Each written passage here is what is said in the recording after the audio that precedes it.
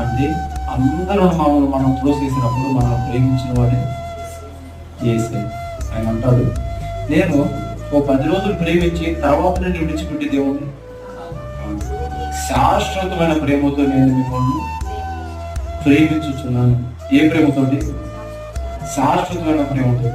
ఈరోజు కొంతమంది ప్రేమలు ఉంటాయి. ఎలా ఉంటాయి అంటే అన్ని బాగున్నప్పుడే ప్రేమిస్తారు, ఏదైనా చిన్నది కాడబడిందంటే అది పట్టించుకోకుండా తిరిగేస్తా ఉంటారు. మరి ఇన్ని రోజులు ఉన్న ప్రేమ ఆ కాసేపట్లో ఏమైందో తెలియదు. అంటే అది మనసులో ప్రేమ. ఏ ప్రేమ? మనసులో ప్రేమ. ఈ మనసులో ప్రేమలో పడి మోసపోయేవాడు ఎంతమంది లేరండి?